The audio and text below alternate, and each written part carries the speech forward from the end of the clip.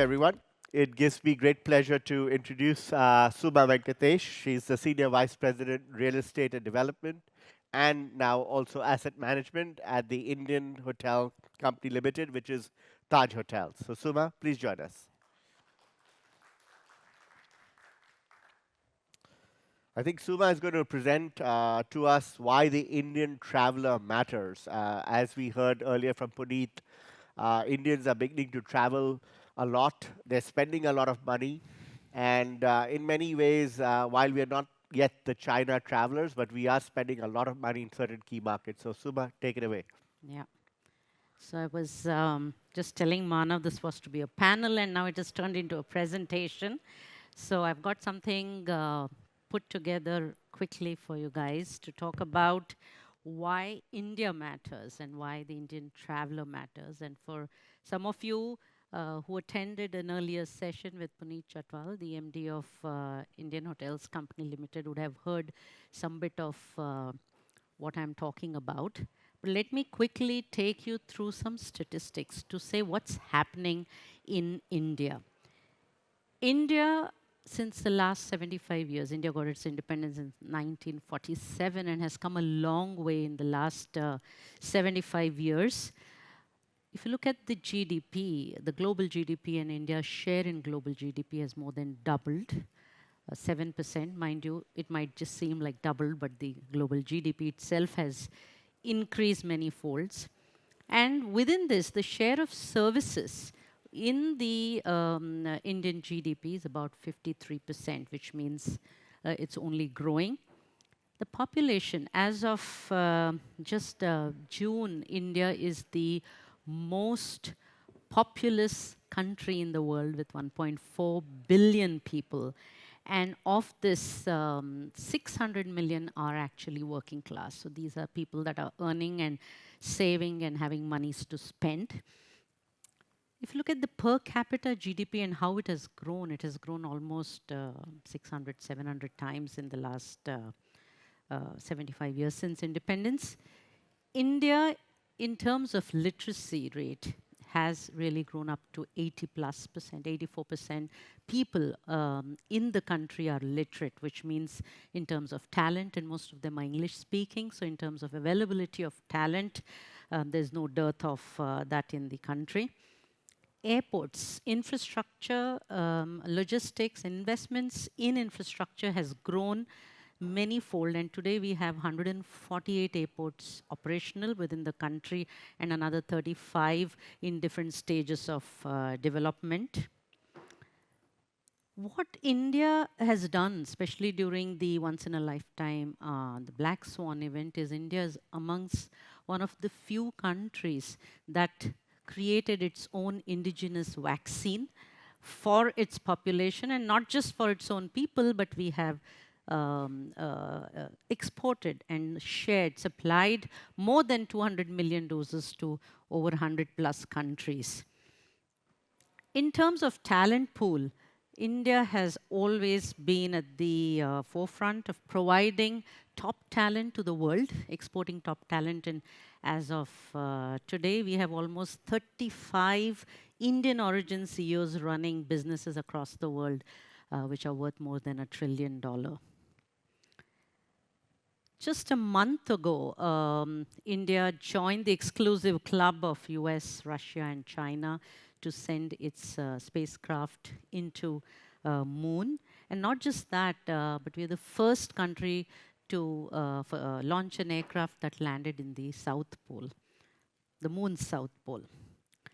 So, gentlemen, India, this is the time for India, and India has is poised to just take off as never before with its, of course, fastest growing economy. Today, India is the fifth largest economy with $3.7 trillion, and it is growing at the fastest pace today at around 7.5+%, depending upon who is looking at it. Few bases it keeps moving, but it is over 7.5%. And if you look at the estimates, India is estimated to become the top three, amongst the top three, or the third largest economy by 2030. Again, the most populous country with greatest democratic dividend, with almost 66%, two-thirds of its population, which is young, less than 35 years, and half of the population that is working class. Recently, India very successfully completed the G20, and it has positioned itself as the voice of the global South. So India, in terms of the geopolitical environment and in terms of the position across the world, is emerging as a strong nation. So I don't think there is any doubt that India matters. And if India matters, so do the Indian travelers. If you look at the travel and tourism and people traveling out of India, today we have 80 million passport holders, people that are very eager to travel outside of the country. And as I said, two-thirds of the people, young people, and more than 50% earning and saving substantial monies, and they have the monies to spend. Of course, the advent of the low-cost airlines, better transport. We ourselves, as Tata Group, we have 2 airline companies, and every other day there are new routes flying to different parts of the world. So traveling has just become easier. In fact, we joke sometimes, it is easier to travel overseas than probably travel to some of the remotest parts of the country. And there is a very distinct, clear shift in lifestyle, especially the millennials, and we call them the, you only live once, right? The YOLO crowd, where everybody has this intense desire to travel internationally before they turn 60 and see the whole world. So this shifting lifestyle has given rise to the aspirational Indian traveler. And the Indians are traveling like never before. And travel is no longer luxury, but travel has become necessity, especially after the pandemic, where people believe that you only live once and you don't know what's going to happen tomorrow, and you need to really see the whole world and take in the best that the world has to offer. Of course, social media and travel bloggers make it even more enticing. And today, information is on your fingertips, and you know exactly what is happening in what part of the world. And that is fueling the desire to travel. So if you look at India, India is slowly emerging as the largest source market for the world, not just for the Middle East. And I was recently in another conference in Bali, which is hosted by Hotelivate, and Manav is here. And when I was talking to some of the other hotel companies, they said, oh, India, we need to hire Indian chef. We need to hire, Indian wedding planners to attract those huge businesses that come out of India. So India definitely is being seen as the largest market for the world.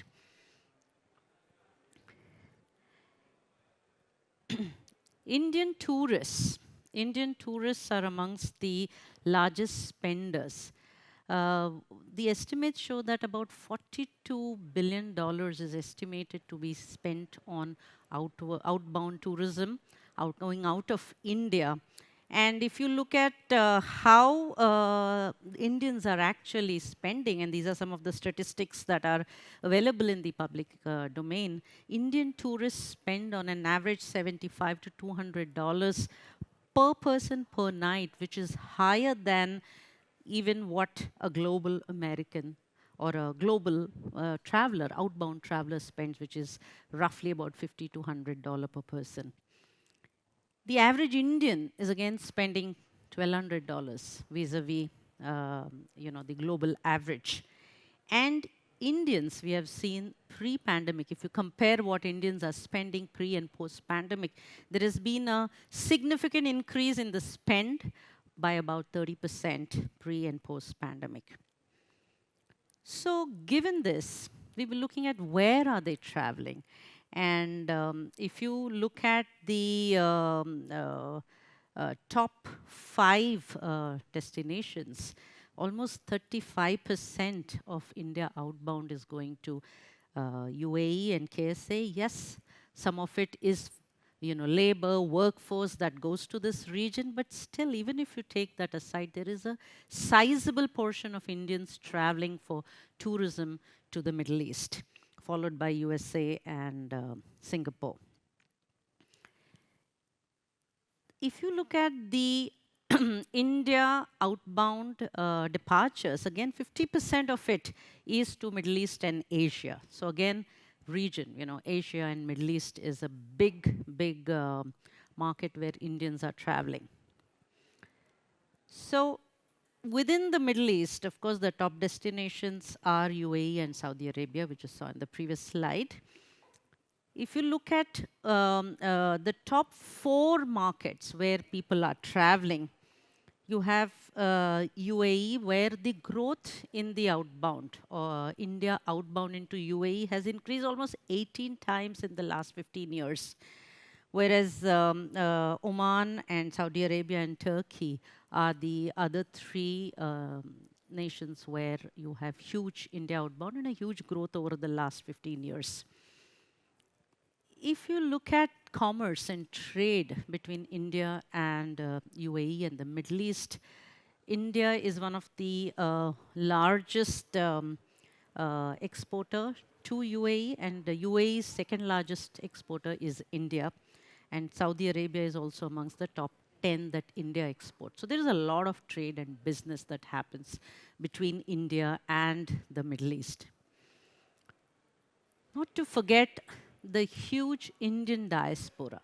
And it is important because Indians spend not just on rooms and leisure, but on food and F&B. F&B is a big spend for most Indians. Weddings, social functions.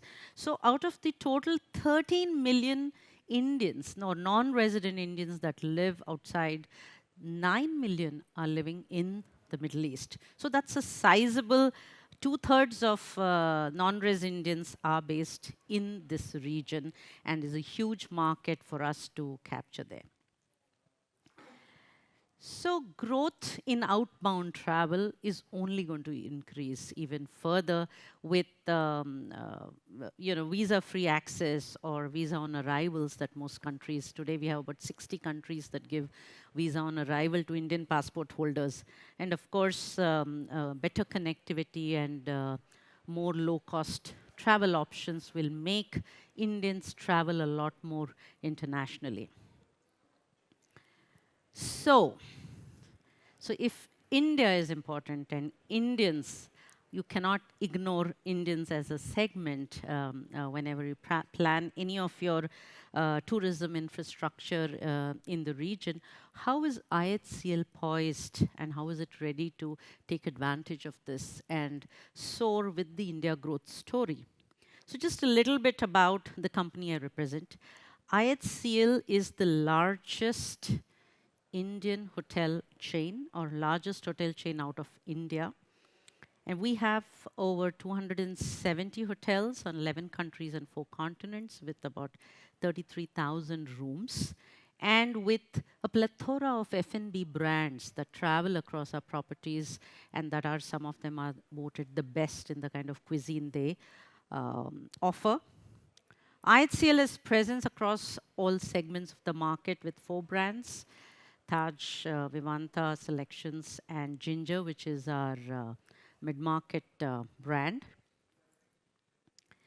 Taj, of course, the flagship brand, and as Puneet also mentioned, has been, there's a huge emotional connect with the Taj brand in India for sure, and a lot of Indians that live outside of India. And the Taj has been voted as the world's strongest hotel brand for 3 consecutive years, and the strongest brand across all sectors in India by Brand Finance, which is one of the largest independent, well-known brand Suma, valuation and consulting company. 2 minutes left. So just a little glimpse of some of the performance of our properties. So, So Suma, thank you so much for that. I have a few questions. I think one of the reasons, if Indian travelers are traveling so much, you have hotels in London, New York, San Yeah. Francisco. Are you seeing a large percentage of the guests staying there? Are they Indians or are they a mix? Does it make a difference to have a Taj if you want to attract that? So it actually varies for hotels in the markets that they are. Like for example, US is a lot domestic, right? You have people traveling within US. But I must say, for Middle East, we definitely capture a sizable portion of the India outbound into Middle East. To give some numbers, we have 3 properties in Dubai, and today we are about 18 to 20% of our customer base are Indians, and another 18% US and Europe, and maybe 15% from the Middle East itself. So it really varies from location to location. But yes, wherever we are present, we get a sizable portion of the India outbound into that country. So Into you that. have 3 hotels. You've got a couple of hotels under development. What's your strategy for Middle East?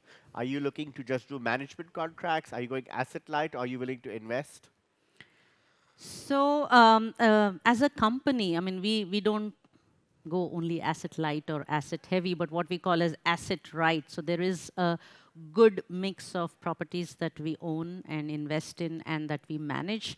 For the Middle East, I think given the right opportunity and the right kind of product, we would be open to looking at every option of Good. entry. My last question, I think I have a minute left. You recently signed a hotel in Frankfurt. Was that a management lease and would you do more in Europe? So this is our first hotel after many years. I mean, we have presence only in London with 2 properties, and Frankfurt is going to be some kind of a mix of operating lease and rev share. But it's a property that is not purely managed. So there Uh, is some skin in the game there. And if you had to pick 5 cities you want to be globally, where would those be? So again, for us, as we mentioned even earlier, we don't want to just plant flags and count rooms or a number of hotels, but for us, it has to be strategic, margin enhancing, and definitely those markets where there's a huge customer crossover for us and the brand awareness is substantially high. So for us, in terms of regions, I would say the Middle East and Southeast Asia are big markets, and we'll look at some marquee locations and gateway cities in Europe to start with. But broadly, these are the regions, and we would like to penetrate across the entire region. Great. Thank you so much, Suma, for being here. Thank Okay, you. thank you.